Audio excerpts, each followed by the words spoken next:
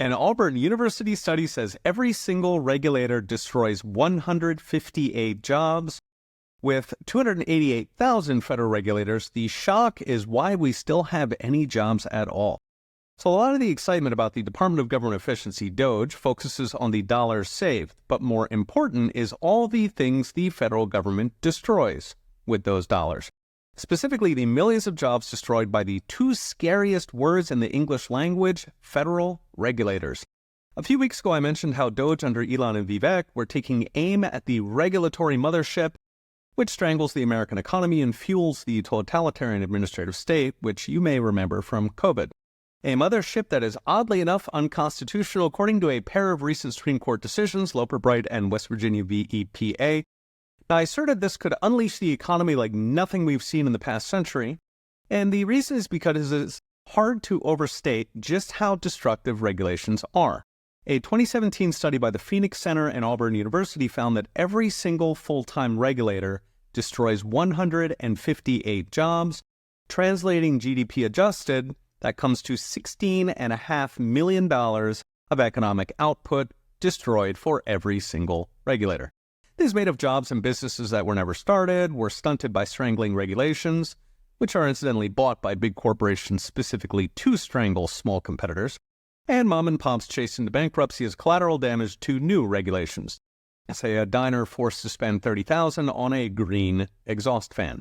So it's not the bureaucrat's $150,000 salary that matters, it's the 158 jobs he took out. Every single year, you keep him around.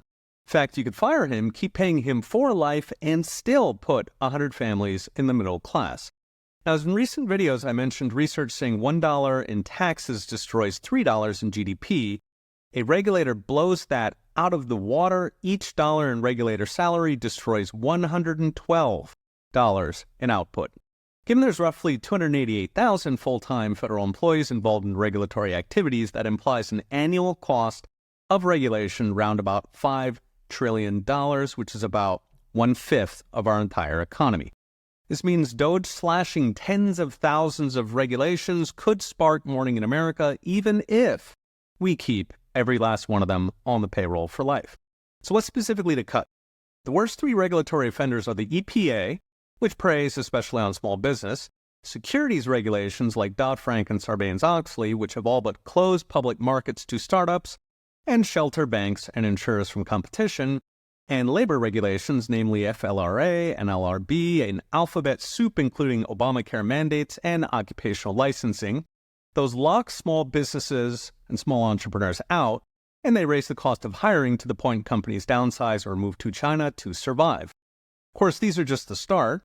The regulatory code has grown like a monster for 100 years in literally every domain you can imagine, from braiding hair to collecting rainwater on your property to giving health advice, which is illegal unless you're a doctor, so stop telling your friends what to eat. And my personal favorite, the regulatory mandate to literally add poison ethanol to any alcohol that is not taxed, including mouthwash, in case you thought the federal government was above poisoning you on purpose. So what's next? Brought to you by Unchained.com. Deregulation is central to Trumponomics, low inflation, and fast growth. Because the best way to do both is reduce the federal burden. The spending, sure, but above all, the forest of regulations strangling our economy.